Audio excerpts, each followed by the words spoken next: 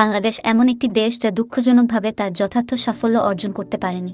দেশটির এমন অনেক সুবিধা ছিল যা এটিকে দ্রুত উন্নয়নশীল অর্থনীতিতে রূপান্তরিত করতে পারত, যেমন বৈশ্বিক বাণিজ্য পথ, জিডিপির তুলনায় কম ঋণ হার, তেলের প্রবেশাধিকার এবং একটি ঘনবসতিপূর্ণ জনসংখ্যা।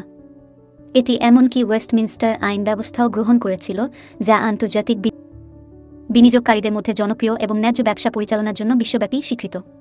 সবকিছু সঠিকভাবে সাজানো থাকা সত্ত্বেও এটি একটি দ্রুত উন্নয়নশীল অঞ্চলে একটি অর্থনৈতিক শক্তিতে পরিণত হতে পারত, কিন্তু তবুও তা হয়নি। এই সব সুবিধা থাকা সত্ত্বেও এটি এখনও জাতিসংঘের কম উন্নত দেশের তালিকায় রয়েছে।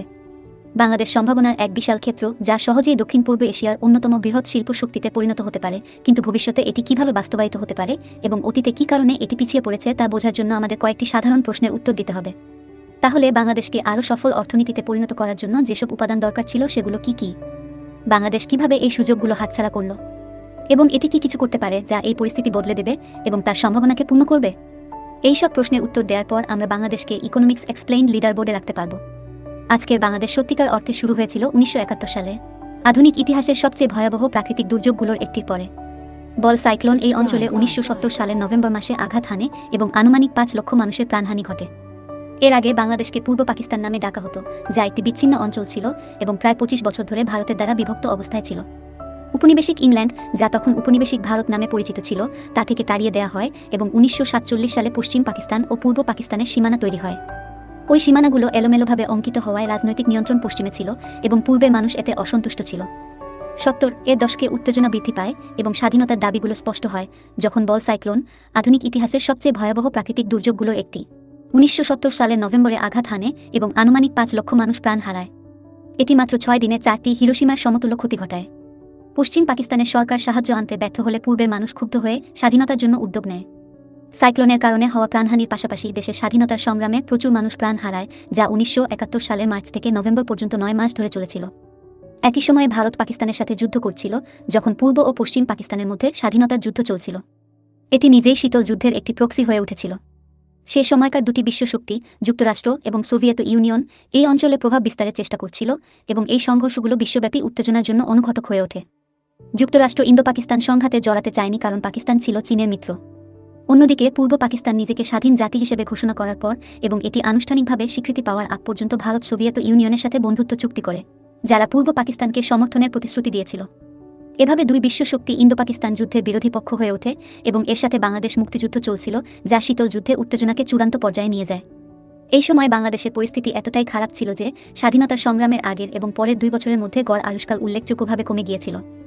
একটি নতুন দেশ শুরু করা কখনো সহজ নয়, কিন্তু এমন পরিস্থিতিতে শুরু করা মানে ছিল যে বাংলাদেশ প্রায় শুরু থেকেই ব্যর্থ হওয়ার জন্য নিঃসন্দেহে প্রভাবিত হয়েছিল। একটি প্রাকৃতিক দুর্যোগের দ্রুত প্রভাব, তারপর একটি গৃহযুদ্ধ এবং এর ফলে মৃত্যু ও ধ্বংসযজ্ঞ, এর সাথে একটি আঞ্চলিক সংঘাত যা পরমাণু অস্ত্রের বৈশ্বিক পরিণতির সম্ভাবনা নিয়ে এসেছিল, এসব সবই বাংলাদেশ প্রতিষ্ঠার প্রথম বছরে ঘটেছিল। তবে সবকিছুই খারাপ ছিল না এবং এরপর থেকে দেশের অবস্থার এবং সুযোগের ক্ষেত্রে উল্লেখযোগ্য উন্নতি হয়েছে, যদিও এটি এখনও সেই ক্ষত বহন করে চলেছে। বাংলাদেশ অনেক শক্তিশালী অর্থনৈতিক বৈশিষ্ট্যের অধিকারী, যেমন বৈশ্বিক বাণিজ্য পথের প্রবেশাধিকার, জিডিপির তুলনায় কম ঋণ হার, তেলের প্রবেশাধিকার এবং ঘন জনসংখ্যা। সুতরাং তার করুণ ইতিহাস থাকা সত্ত্বেও এটি একটি প্রধান আঞ্চলিক শক্তি হতে পারত, কিন্তু কেবল কঠিন শুরুর কারণেই নয়, বরং আরও গভীর সমস্যাগুলোও রয়েছে। সাবস্ক্রাইব করে সাথে থাকুন। যখন একটি দেশ কম খরচে রপ্তানিকারক হয়, এটি সাধারণত কারণ সেই দেশের একটি তুলনামূলক সুবিধা রয়েছে জিনিসপত্র যতটা সম্ভব কম খরচে উৎপাদন করার ক্ষেত্রে। তুলনামূলক সুবিধা বলতে বোঝায় একটি নির্দিষ্ট জাতীয় বা রাজ্য অর্থনীতি বা অর্থনৈতিক ব্যবস্থা একই ইনপুট ব্যবহার করে একটি নির্দিষ্ট আউটপুট আরও বেশি উৎপাদন করতে পারে। ইনপুটগুলো হতে পারে শ্রমশক্তি, কতজন লোক লাগবে এবং তাদের কাজের ঘণ্টাগুলো কী মূল্য রাখে, অথবা উপকরণ, একটি অর্থনীতি কতটা দক্ষতার সঙ্গে ইস্পাত থেকে গাড়ি তৈরি করতে পারে, অথবা সময়, একটি নির্দিষ্ট পণ্য বা সেবা কত দ্রুত উৎপাদন করতে পারে। ধরা যাক একটি দেশ স্মার্টফোন চীন বা দক্ষিণ কোরিয়ার তুলনা আরও দক্ষতার সঙ্গে উৎপাদন করতে পারে, কিন্তু যদি তাদের দশক ধরে পর্যাপ্ত সংখ্যক উৎপাদন করতে সময় লাগে, তাহলে তারা এখনও এই প্রতিষ্ঠিত অর্থনীতিগুলোর তুলনায় কম আকর্ষণীয় উৎপাদন কেন্দ্র হয়ে থাকবে। এটি বাংলাদেশের জন্য বিশেষভাবে গুরুত্বপূর্ণ। অবশ্যই সাধারণত এই সমস্ত ভেরিয়েবলগুলো একত্রে বিবেচিত হয় এবং একমাত্র ইনপুট হিসেবে ধরা হয় অর্থ। উদাহরণস্বরূপ, টেলিভিশনের 1 মিলিয়ন ইউনিট উৎপাদন করতে কত টাকা খরচ হবে? যে দেশ এটি কম খরচে করতে পারে সেই দেশটির তুলনামূলক সুবিধা রয়েছে। মোট ইনপুটগুলোর ওজন একসঙ্গে নির্দিষ্ট দেশগুলোকে কিছু পণ্য ও সেবায় তুলনামূলক সুবিধা দেয়া। তবে কোনো দেশই সবকিছুর তুলনামূলক সুবিধা পায় না। উদাহরণস্বরূপ, চীনের চমৎকার রপ্তানি অবকাঠামো রয়েছে, বৈশ্বিক মানদণ্ডে তুলনামূলকভাবে কম মজুরি রয়েছে এবং একটি সরকার রয়েছে যা শিল্পগুলোকে পরিবেশগত নিয়মাবলী সহ বিভিন্ন বিষয়ের উপর অল্প নজরদারি রেখে তাদের ইচ্ছামতো কাজ করতে দেয়া। তাদের বৃহৎ অর্থনৈতিক মাপ, বিশাল জনসংখ্যা এবং বিস্তৃত শিল্পগত দক্ষতার সঙ্গে ঘনিষ্ঠভাবে সংযুক্ত উৎপাদনকারীদের মাধ্যমে তারা কম খরচে ভোক্তা পণ্য উৎপাদনে দক্ষ হয়ে উঠেছে। উদাহরণস্বরূপ, তারা একটি টোস্টার তৈরি করতে পারে যেখানে মোট ইনপুট যুক্তরাষ্ট্রের তুলনায় কম লাগে, শুধুমাত্র তাদের কর্মীরা কম মজুরি দাবি করে বলেই নয়, বরং চীনের অন্যান্য উৎপাদন খরচও কম। তবে এটি ঠিক আছে কারণ যুক্তরাষ্ট্র, উদাহরণস্বরূপ, ইঞ্জিনিয়ারিং এবং প্রযুক্তিগত উন্নয়নে তুলনামূলক সুবিধা রাখে। এটি কারণ তাদের একটি আর্থিক ব্যবস্থা রয়েছে যা গবেষণা ও উন্নয়নের জন্য পুঁজি বিনিয়োগকে উৎসাহিত করে এবং এমন একটি বাজার রয়েছে যা উদ্যোক্তাদের উৎসাহিত করে। এটি লোকেদের নতুন প্রযুক্তি এবং পণ্য উন্নয়নে উদ্বুদ্ধ করে যা সারা বিশ্বে রপ্তানি করা যায়। এখন বাংলাদেশে আজকের তুলনামূলক সুবিধা হল বস্ত্রশিল্প। কেন? কারণ বস্ত্র অত্যন্ত সস্তা এবং শ্রমশক্তি নির্ভর। টি শার্ট উৎপাদনের মতো প্রক্রিয়াগুলো এতটা শ্রমশক্তি নির্ভর যে এমনকি চীনের মতো প্রযুক্তিগতভাবে উন্নত দেশও প্রতিযোগিতা করতে পারে না। তুলনামূলক সুবিধাটি সেই দেশের সঙ্গে যেখানে সবচেয়ে সস্তা শ্রম রয়েছে, আর সেটি হলো বাংলাদেশ। তবে বাংলাদেশ যদি একটি কম উন্নত দেশ থেকে মধ্যম আয়ের দেশে রূপান্তরিত হতে চায়, তাহলে তাদের একটি শ্রমশক্তি নির্ভর অর্থনীতি থেকে পুঁজিনির্ভর অর্থনীতিতে স্থানান্তর করতে হবে। এটি গুরুত্বপূর্ণ কারণ পুঁজিনির্ভর অর্থনীতিগুলোকে বৈদেশিক বিনিয়োগ আকর্ষণ করতে হয়। উদাহরণস্বরূপ, যুক্তরাষ্ট্র বিশ্বের সর্বোচ্চ পুঁজি কেন্দ্রীকরণ নিয়ে গর্ব করে। তবে বেশিরভাগ ক্ষেত্রে বাংলাদেশ যা রপ্তানি করে তা হলো আমাদের জামাকাপড়, কারণ এগুলো উৎপাদনে শ্রমশক্তি বেশি লাগে। কিন্তু কোনো দেশ টি শার্ট রপ্তানি করে উন্নত হতে পারে না।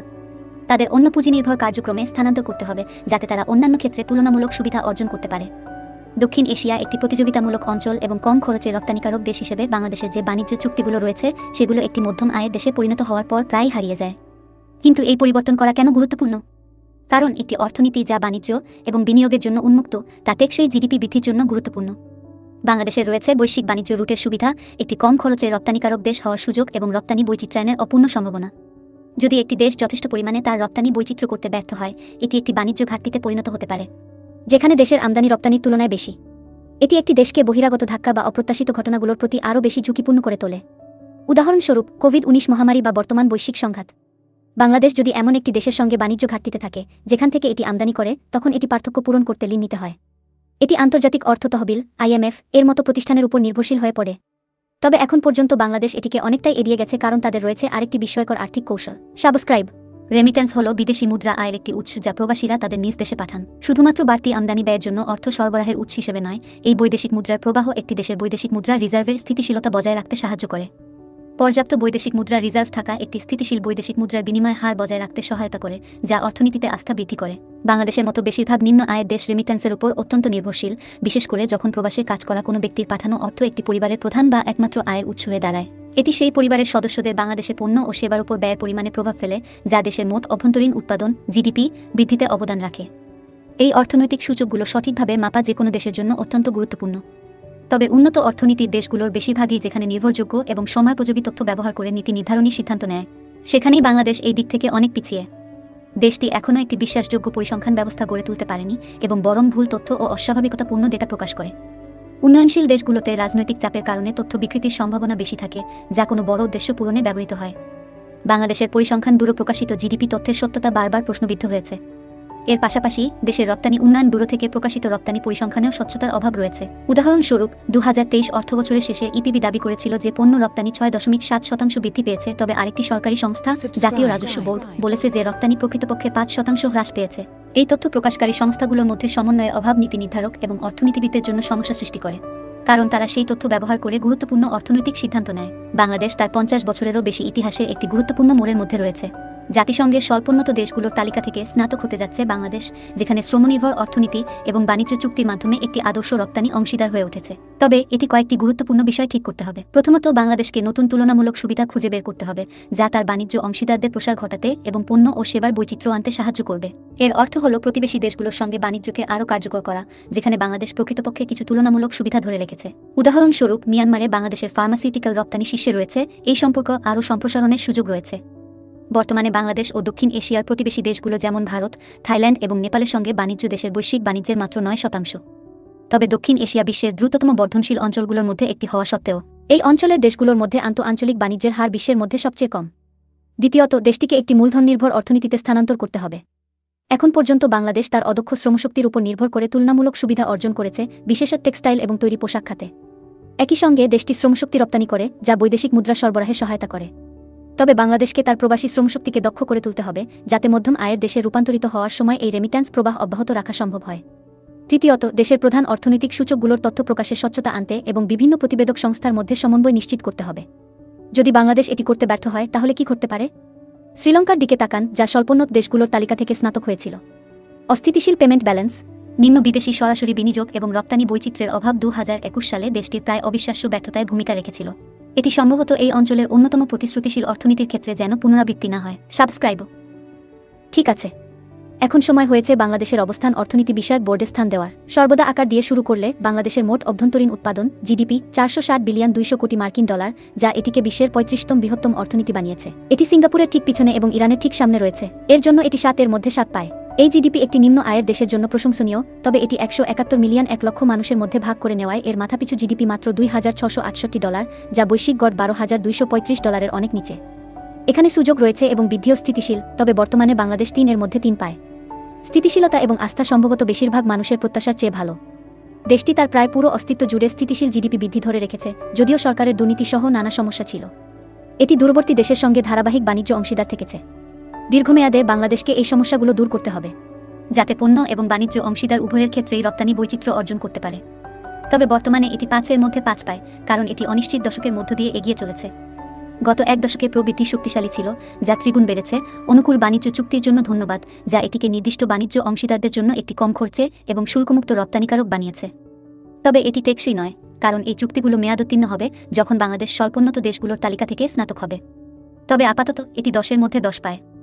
শেষে শিল্প এর প্রস্তুত পোশাক খাতে তুলনামূলক সুবিধা শ্রমনির্ভর সস্তা শ্রমশক্তির উপর নির্ভরশীল, যা সীমান্তের অনেক দূরের দেশগুলোতে রপ্তানি হয়। এটি নতুন প্রযুক্তি উন্নয়ন করে মূলধন নির্ভর অর্থনীতিতে স্থানান্তর সমর্থন করার জন্য তার রপ্তানি বৈচিত্র্য আনতে এবং সীমান্তের কাছাকাছি নতুন বাণিজ্য অংশীদার খুঁজে পেতে হবে। এটি শুরু করেছে, তবে এখনও পুরোপুরি নয়। সুতরাং এটি 5 এর মধ্যে 5 পায়। সব মিলিয়ে বাংলাদেশ গড়ে 6 এর মধ্যে 6 পায়। একটি শক্তিশালী প্রবৃদ্ধির জন্য সম্মানজনক ফলাফল, যা এটিকে অর্থনীতি বোর্ডে একটি স্থান দিয়েছে। ভিডিওটি দেখার জন্য ধন্যবাদ। সাবস্ক্রাইব করুন।